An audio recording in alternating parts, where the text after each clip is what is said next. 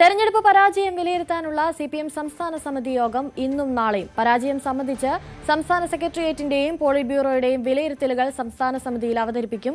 മുഖ്യമന്ത്രിക്കും പാർട്ടി സംസ്ഥാന സെക്രട്ടറിക്കുമെതിരെ വിമർശനത്തിന് സാധ്യതയുണ്ട്. പ്രതിപക്ഷ നേതാവിനെ തീരുമാനിക്കുന്നത് സംസ്ഥാന സമിതിയുടെ അജണ്ടയിലില്ല. എന്നാൽ കോൺഗ്രസിന്റെ മുഖ്യമന്ത്രി തീരുമാനം വന്നാൽ PB അംഗങ്ങൾ യോഗം ചേർന്ന് സംസ്ഥാന സമിതിയിൽ നിർദ്ദേശം അവതരിപ്പിക്കാനാണ് ആലോചന. പിണറായി വിജയൻ തന്നെ പ്രതിപക്ഷ നേതാവായേക്കും. VV അരുൺ ചേരുന്നുണ്ട് കൂടുതൽ വിവരങ്ങളുമായി. അരുൺ, തോൽവി ഉണ്ടാകാനുള്ള വിഷയങ്ങളടക്കം ഇപ്പോൾ ഇതാ ചർച്ചയാവുകയാണ്. അതോടൊപ്പം തന്നെ പ്രതിപക്ഷ നേതാവിന്റെ കാര്യം അത് PB ചർച്ച ചെയ്യില്ല എന്നാണ് മനസ്സിലാക്കുന്നത്. പിണറായി വിജയൻ തന്നെ പ്രതിപക്ഷ നേതാവാകാനുള്ള സാധ്യതയുണ്ട്. എങ്കിലും വിമർശനങ്ങൾ ഉണ്ടാകുന്ന ഒരു സാഹചര്യം ഉണ്ടായാൽ പിണറായി വിജയനുള്ള സാധ്യത അത് കുറയുകയല്ലേ ചെയ്യുക?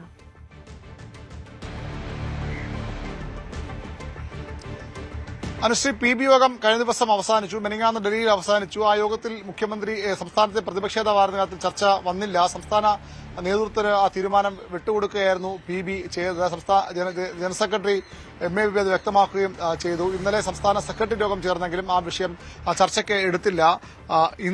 അടിയന്തരമായി തീരുമാനിക്കേണ്ട വിഷയമല്ല എന്നാണ് CPMന്റെ ഒരു പൊതു നിലപാട്. കാരണം മുഖ്യമന്ത്രി പോലും സംസ്ഥാനത്ത് വരെ ആരെന്ന് കോൺഗ്രസ് പ്രഖ്യാപിച്ചിട്ടില്ല. ഇന്ന് സംസ്ഥാന സമിതി യോഗം ഇന്നും നാളെയുമായി ചേരുന്നു. അതിന്റെ അജണ്ടയിലും ഈ പ്രതിപക്ഷ നേതാവ് തെരഞ്ഞെടുപ്പ് ഉൾപ്പെടുത്തിയിട്ടില്ല.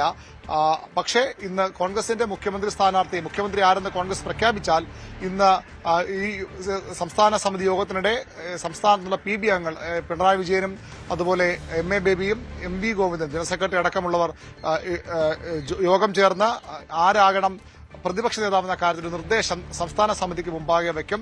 അത് സംസ്ഥാന സമിതി ചർച്ച ചെയ്ത് തീരുമാനം അംഗീകരിക്കുകയോ അല്ലെങ്കിൽ PBയുടെ തീരുമാനത്തെ ചോദ്യം ചെയ്ത് പുതിയൊരു പേര് നിർദ്ദേശിക്കുകയോ ചെയ്യും. നിലവിലെ സാഹചര്യത്തിൽ പിണറായി വിജയൻ തന്നെ പ്രതിപക്ഷ നേതാവാകാനാണ് എല്ലാ സാധ്യതയും. പിണറായിക്ക് മാത്രം കുറ്റം, ഈ തോൽവിയുടെ ഉത്തരവാദിത്വം പിണറായിയുടെ മേൽ മാത്രം ചാരാൻ കഴിയില്ല. അതിന് കൂട്ടുത്തരവാദിത്തമാണ് ഉള്ളതെന്ന ഒരു നിലപാട് നേരത്തെ CPM PB എടുത്തിരുന്നു. പിണറായി വിജയനെതിരെ കടുത്ത വിമർശനം ഉയരുകയും പിണറായി മാറി നിൽക്കണമെന്ന വലിയൊരു അഭിപ്രായം, ഒരു പൊതു അഭിപ്രായം സംസ്ഥാന സമിതിയിൽ ഉണ്ടാവുകയും ചെയ്താൽ മാത്രമേ പിണറായി എന്ന പേരിൽ നിന്ന് CPM മാറി ചിന്തിക്കാനിടയുള്ളൂ. അങ്ങനെ വന്നാൽ KN ബാലഗോപാൽ പ്രതിപക്ഷ നേതാവാകും. അല്ലെങ്കിൽ പിണറായി വിജയൻ പ്രതിപക്ഷ നേതാവും KN ബാലഗോപാൽ CPMന്റെ കേന്ദ്ര കമ്മിറ്റി അംഗം, മുൻ ധനമന്ത്രി, അദ്ദേഹം പ്രതിപക്ഷ ഉപനേതാവുകയും ചെയ്യും. ഒരു ചുരുങ്ങിയ കാലത്തേക്ക് ടീമിന്റെ പകുതിയെങ്കിലും പിണറായി തന്നെ പ്രതിപക്ഷ നേതൃസ്ഥാനത്തേക്ക് തുടരാനാണ് എല്ലാ സാധ്യതയും. കടുത്ത വിമർശനവും അല്ലെങ്കിൽ പിണറായി മാറി നിൽക്കണമെന്ന ആവശ്യം വന്നാൽ മാത്രമേ മറിച്ചൊരു സാധ്യത CPM പരിശോധിക്കൂ. ഇപ്പോഴത്തെ സാഹചര്യത്തിൽ ഭരണത്തിനും അല്ലെങ്കിൽ മുഖ്യമന്ത്രി ശൈലിക്കുമെതിരേക്ക് വിമർശനം ഉയരാമെങ്കിലും പിണറായി മാറി നിൽക്കണമെന്ന ഒരു പൊതു അഭിപ്രായം സംസ്ഥാന സമിതിയിൽ ഉണ്ടാകാൻ ഇടയില്ല. ഏതായാലും തെരഞ്ഞെടുപ്പ് പരാജയം അവലോകനം ചെയ്യാനാണ് സംസ്ഥാന സമിതി യോഗം ചേരുന്നത്. ഇതിനുശേഷം ഈ സംസ്ഥാന സമിതി ഒരു അവലോകന റിപ്പോർട്ട് തയ്യാറാക്കാൻ സാധ്യതയില്ല. പകരം കീഴ്ഘടകങ്ങളോട് ചർച്ച ചെയ്ത് ബ്രാഞ്ച് തലം വരെ ചർച്ച ചെയ്ത് മുകളിലേക്ക് അവരുടെ നിർദ്ദേശങ്ങൾ, അവർക്ക് പറയേണ്ട കാര്യങ്ങളൊക്കെ അറിയിക്കാൻ നിർദ്ദേശം നൽകിയിട്ടുണ്ട്. അതിനുശേഷം ജൂൺ മാസമാകും CPM തെരഞ്ഞെടുപ്പ് അവലോകന റിപ്പോർട്ട് തയ്യാറാക്കുക. വലിയ തിരിച്ചടി, അപ്രതീക്ഷിത തിരിച്ചടി എന്ന ഒരു പ്രാഥമിക വിലയിരുത്തലാണ് തെരഞ്ഞെടുപ്പ് തോൽവിയിൽ നേരത്തെ CPMന്റെ സംസ്ഥാന സെക്രട്ടേറിയറ്റ് നടത്തിയത്. പലവിധ കാരണങ്ങൾ ഉണ്ടായിട്ടുണ്ട്. മുഖ്യമന്ത്രി ഇടതുമുന്നണി യോഗത്തിൽ പറഞ്ഞതുപോലെ പലവിധ കാരണങ്ങൾ ഉണ്ടായിട്ടുണ്ട്. പക്ഷേ തന്നെ കേന്ദ്രീകരിച്ചാണ് വിമർശനങ്ങൾ. ആ വിമർശനങ്ങൾ താൻ ഏറ്റെടുക്കുന്നു. ഒറ്റക്കെട്ടായി മുന്നണി നിന്നാൽ അടുത്ത ലോക്സഭാ തെരഞ്ഞെടുപ്പോടെ തിരിച്ചു വരാൻ കഴിയുമെന്ന പ്രതീക്ഷ ഇടതുമുന്നണി യോഗത്തിൽ മുഖ്യമന്ത്രി വച്ചിട്ടുണ്ട്. ഒരുപക്ഷെ CPM സംസ്ഥാന സമിതിയിൽ മുഖ്യമന്ത്രി നിലപാട് വിശദീകരിക്കും. എങ്ങനെ തോൽവി മറികടക്കാം? ഇപ്പോൾ ഈ സംസ്ഥാനത്ത് കോൺഗ്രസിന്റെ മുഖ്യമന്ത്രി തെരഞ്ഞെടുപ്പുമായി ബന്ധപ്പെട്ടുണ്ടായ സാഹചര്യങ്ങൾ രാഷ്ട്രീയമായി ഗുണം ചെയ്യുമെന്നൊരു പ്രതീക്ഷ CPM കേന്ദ്രങ്ങൾക്കുണ്ട്.